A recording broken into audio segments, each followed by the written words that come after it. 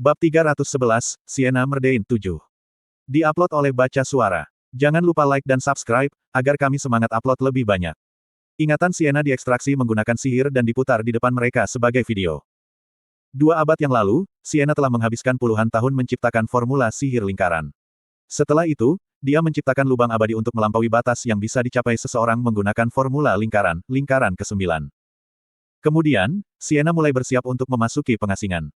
Setelah membuat lubang abadi, Sienna tidak lagi membutuhkan Akasha, jadi dia menyumbangkan perangkat ajaib yang berisi prinsip-prinsip lubang abadi dan Akasha kepada Akron. Dia berharap suatu hari nanti, seorang penyihir akan berhasil memahami lubang abadi dan mewujudkannya di tubuh mereka. Jika mereka memiliki keterampilan yang cukup, mereka bahkan akan dapat mengganggu Akasha dan menjadi tuan barunya. Semua ini telah dipersiapkan bagi Sienna untuk memutuskan hubungannya dengan dunia fana. Sejak menyumbangkan lubang abadi dan Akasha, Sienna memutuskan semua kontak dengan monarki, menara sihir, dan guild sihir. Dia mempertahankan beberapa tingkat komunikasi dengan murid-muridnya, tetapi bahkan itu menyusut ketika dia menyerahkan posisinya sebagai kepala menara hijau kepada salah satu muridnya. Kazitan, tempat makam Hamel berada, adalah gurun dan wilayah Nahama, tetapi sampai 100 tahun yang lalu, itu milik Turas daripada Nahama. Fairmouth, Molon, Sienna, dan Anise telah menciptakan makam Hamel jauh di bawah tanah di pinggiran Turas, di kampung halaman Hamel. Mereka telah mendirikan patung-patung dan tugu peringatan sebelum menempatkan tubuh Hamel di tempat suci yang disegel dari gangguan. Makam itu adalah tempat terlarang, tidak dapat diakses oleh mereka yang ingin masuk dan kebal terhadap penemuan yang tidak disengaja. Selanjutnya, sebagai pengamanan terakhir, Sienna dan rekan-rekannya telah menyelimuti seluruh makam dengan segel. Sihir dilemparkan ke atas makam untuk melestarikannya dalam keadaan semula bahkan dengan berlalunya waktu, dan familiar yang kuat ditempatkan untuk melindunginya. Sienna telah menemukan bahwa makam Hamel telah tercemar pada saat yang sama dia bersiap untuk memasuki pengasingan. Segel yang gigih telah hancur, dan familiarnya telah dilenyapkan. Itu adalah bencana yang tak terbayangkan. Puluhan tahun telah berlalu sejak pembuatan makam. Fairmouth telah naik sebagai patriark keluarga Leonhard yang baru didirikan, dan perhatiannya telah dikonsumsi oleh pendidikan keturunannya. Molon telah mendirikan kerajaan baru, Ruher, dan naik tahta. Adas manis merasa semakin sulit untuk meninggalkan Yuras setelah dihormati sebagai orang suci. Sienna tidak berbeda. Dia telah dikonsumsi oleh posisinya sebagai kepala menara hijau dan pengejarannya yang tanpa henti terhadap penelitian magis untuk mengembangkan senjata melawan Raja Iblis Penahanan. Komitmen ini telah menghabiskan waktu untuk memberikan penghormatan tahunan di peringatan itu, tetapi ketidakhadirannya tidak mungkin menjadi akar masalah dengan penjaga makam dan segel. Sienna telah memastikan bahwa perlindungan itu cukup ampuh untuk bertahan berabad-abad tanpa perlu perawatan. Namun, segel itu telah rusak, dan familiarnya terbunuh. Hasil seperti itu hanya bisa berarti satu hal, seseorang telah dengan sengaja mendatangkan malapetaka di makam. Tapi siapa? Seorang penyihir eksentrik yang ingin mengukir sarang bawah tanah. Seekor naga mencari tempat tidur yang nyaman. Iblis menyimpan dendam terhadap Hamel. Identitas pelaku tidak relevan karena pelanggaran mereka tidak dapat dimaafkan. Untuk menajiskan makam Hamel dengan langkah kaki mereka yang kotor adalah penistaan itu sendiri, tetapi pemusnahan segel dan penjaga menandai mereka sebagai musuh yang jelas. Adegan yang diputar dari ingatan Sienna semakin gelap, lalu perlahan memberi jalan kepada cahaya. Apa yang muncul adalah adegan kuno yang dimainkan dari tatapan Sienna. Sementara makam yang ditemukan Eugenius hanyalah sekam reruntuhan, makam itu, seperti yang terlihat dari mata Sienna, belum hancur. Patung yang menjulang tinggi itu berdiri tegak bahkan tanpa setitik debu pun di atasnya. Batu peringatan di bawahnya berkilau putih, dan prasasti yang terukir di dinding sangat tajam, bahkan tidak ada satu huruf pun yang pudar. Segera, tatapan Sienna jatuh pada yang dinodai, familiar yang bertanggung jawab untuk mengelola dan melindungi makam. Berani-berani. Dia meraung, dan pemandangan itu melengkung dan goyah. Itu adalah hasil dari pelepasan mana yang tidak terkendali. Meskipun penglihatan itu tidak menunjukkan wajah Sienna, semua orang bisa merasakan tingkat kemarahannya dan ekspresinya yang berkerut. Sienna mulai bergerak menuju bagian terdalam makam, di mana tubuh Hamel berada. Dia merasakan gerakan di daerah itu. Seorang penyusup. Bagaimana mereka bisa membuka pintu kamar? Dia tidak repot-repot menyuarakan kekhawatirannya dengan keras. Pada saat itu, pikiran Sienna dipenuhi dengan pikiran untuk mencabik-cabik penyusup tak dikenal, perampok kuburan ini, dengan cara yang paling menyakitkan. Koridor menuju ruang pemakaman adalah pemandangan yang akrab bagi Eugene. Bertahun-tahun yang lalu, dia juga telah melintasi lorong yang sama. Dia telah melihat mayatnya sendiri, mengenakan baju besi gelap, duduk di depan pintu yang tertutup rapat. Tentu saja, tidak ada Death Knight dalam ingatan Sienna. Pintunya juga tidak tertutup, melainkan terbuka lebar. Langkah Sienna terhenti di koridor. Eugene menahan napas saat dia melihat ingatannya bermain. Anise menutup mulutnya dengan tangannya, dan Sienna menutup matanya, tidak ingin melihat ingatannya bermain sekali lagi. Seorang pria, berjubah gelap, berdiri di ruangan itu. Peti mati itu sudah terbuka, dan melayang di atasnya adalah gagang pedang tanpa pisau, diselimuti cahaya. Rona abu-abu kusam menyelimuti gagang pedang, membuatnya tampak seolah-olah melayang di tengah bulan purnama. Fairmouth, Sienna memanggil dengan tidak percaya. Tidak mungkin Sienna bisa salah mengira cahaya itu.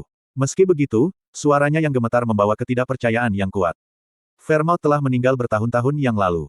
Meskipun tampaknya mustahil, Fairmouth, yang tampaknya kurang terikat oleh kematian daripada orang lain, telah meninggal lebih cepat daripada rekan-rekannya yang masih hidup. Fairmouth, apakah itu kamu, Fairmouth? Sienna tergagap saat dia terhuyung-huyung ke depan menuju pria itu. Pria itu mengalihkan pandangannya dari pedang yang melayang di atas peti mati, memperlihatkan mata emas yang berkilauan di bawah tudungnya. Matanya mengingatkan pada singa. Penglihatan itu bergetar hebat. Tatapan Sienna turun di bawah Fairmouth. Dia melihat tubuh kendur. Itu adalah mayat Hamel. Meskipun beberapa dekade telah berlalu, itu tidak menunjukkan tanda-tanda pembusukan karena diawetkan secara ajaib. Fairmouth memegang mayat Hamel di pelukannya. Apa yang kamu lakukan di sana? Tanya Sienna. Kebingungan melebihi permusuhannya. Namun, Fairmouth tetap diam.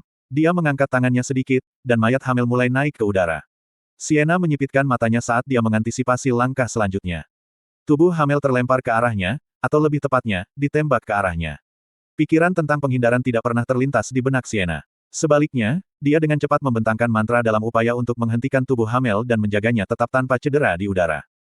Namun, sihir Fairmouth, yang menurut Sienna aneh sejak perjalanan mereka melalui Devil Dome, mencegah tubuh Hamel berhenti di tengah penerbangan. Saat tubuh mendekat dengan cepat, Sienna secara refleks mengulurkan tangannya untuk menangkap tubuh Hamel. Saat dia melakukan kontak dengan tubuh, kekuatan yang mendorongnya sepenuhnya dipindahkan ke Sienna.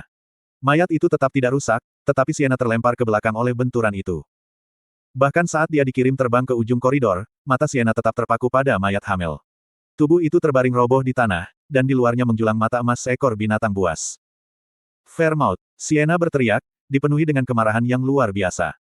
Fairmouth telah melemparkan mayat Hamel sebagai senjata. Fairmouth telah membuang mayat Hamel. Meskipun dia masih tidak bisa mengerti, Fairmouth tidak mencari pengertian Sienna.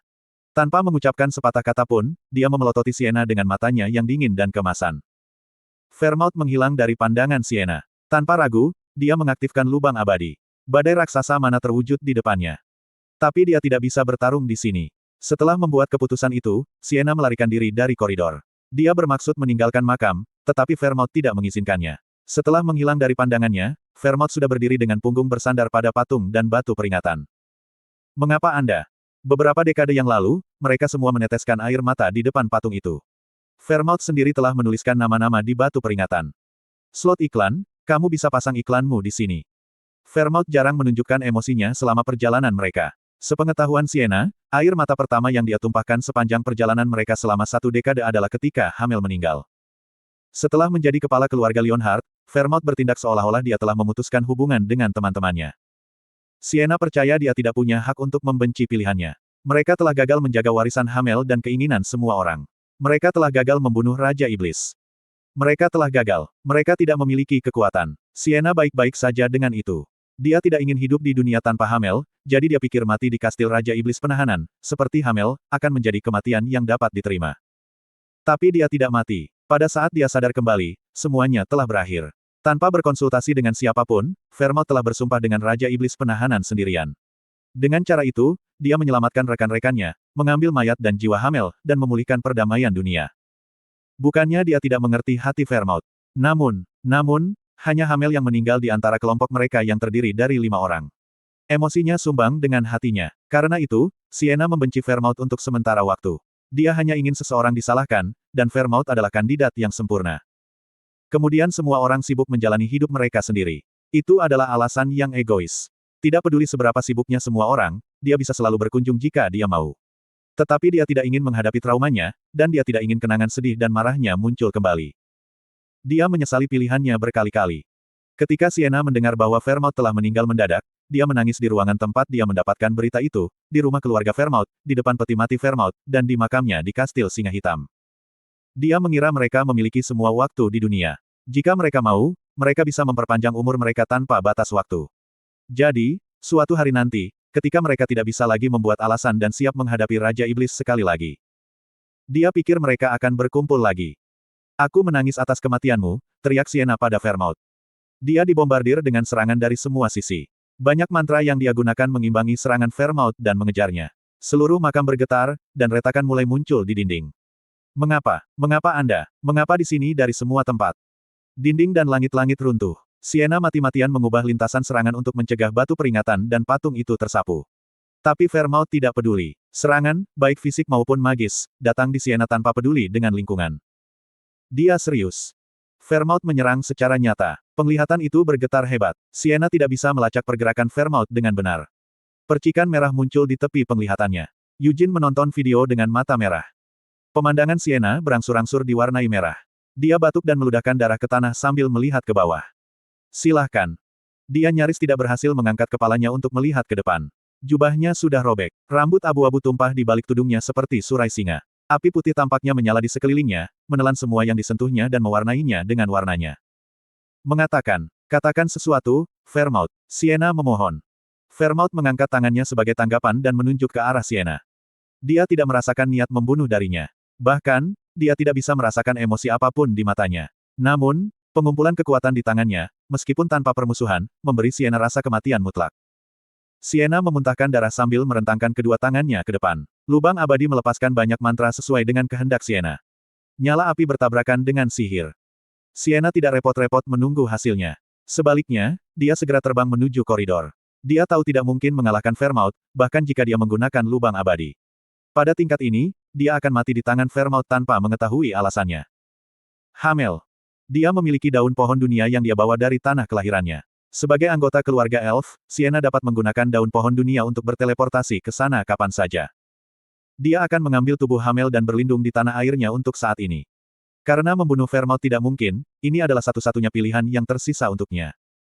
Sienna kembali ke koridor sambil meludahkan darah. Payudara. Dia mendengar dunia runtuh dari belakangnya, tetapi Sienna tidak melihat ke belakang. Dia berhenti di depan tubuh Hamel saat dia terengah-engah. Untungnya, itu masih utuh dan utuh. Sienna merasa sangat lega. Dia kemudian mengeluarkan dan memegang daun pohon dunia, dan saat dia membungkuk untuk mengangkat tubuh Hamel. Memercik. Saat itulah dia melakukan kontak dengan mayat Hamel dengan tangannya. Penglihatannya bergetar hebat, dan tubuhnya langsung dilucuti kekuatannya. Dia melihat tangan berlumuran darah dengan matanya yang gemetar. Itu adalah tangan Fairmouth, dan itu menembus dadanya. Fair, mulut. Tatapannya berayun ke atas. Fairmouth, lengannya masih terkubur di dadanya, mengangkat bentuk lemahnya dari tanah. Dari sudut pandangnya, dia tidak bisa melihat wajah Fairmouth. Itu tersembunyi di balik luka yang menembus punggung dan dadanya. Tubuhnya menolak untuk menanggapi, dan dia takut melihat ekspresi Fairmouth. Getaran lembut. Kemudian, sebuah tangan meraihnya, perlahan, sampai menemukan tenggorokannya. Dengan jentikan tajam, kalung yang dikenakannya di lehernya robek. Ah! Sienna berusaha membentuk kata-kata, tetapi penglihatannya bergoyang sekali lagi sebelum dia bisa berbicara. Bentuknya yang lemas dilemparkan ke seberang ruangan, dan dia menabrak tutup peti mati yang cacat. Kuah. Dengan usaha keras, Sienna mengangkat kepalanya, aliran darah tumpah dari bibirnya. Dia melihat Fairmouth berdiri tak bergerak dengan tangannya yang berlumuran darah masih terulur. Wajahnya tetap tidak jelas. Dengan kepala tertunduk, Fairmouth menatap kalung yang dia rebut dari Sienna. Mayat Hamel berserakan di kaki Fairmouth. Dia tidak melirik temannya yang sekarat, yang hatinya telah dia tusuk dengan tangannya sendiri. Penglihatannya, dibanjiri dengan crimson, semakin redup. Dia melihat bahu Fairmouth gemetar. Tatapannya yang tertunduk perlahan naik, memperlihatkan ekspresi berkerut dan mata bergetar. Itu adalah gambar terakhir yang dilihat Sienna dari Fairmouth. Wah! Video itu menghilang ke udara tipis. Kalian semua tahu apa yang terjadi sesudahnya, kata Sienna. Meskipun sudah sembuh, rasanya seolah-olah luka di dadanya segar saat dia mengingat ingatan yang menyakitkan. Aku berhasil berteleportasi ke pohon dunia, tetapi lukanya tetap ada. Kemudian, saya disergap oleh Rai Zakia, jelas Sienna. Sir Fairmouth, gumam Anise dengan linglung saat dia menekankan tangannya ke kepalanya. Pria yang dia saksikan dalam ingatan Sienna tidak salah lagi adalah Fairmouth. Eugene mengepalkan tinjunya sambil menggertakkan giginya karena frustrasi. Darah menetes dari tinjunya akibat mencengkeramnya terlalu keras. Seperti yang kamu katakan, Eugene memecah kesunyian. Itu pasti Fairmouth. Namun, ada sesuatu yang terasa aneh, seolah-olah itu bukan dia.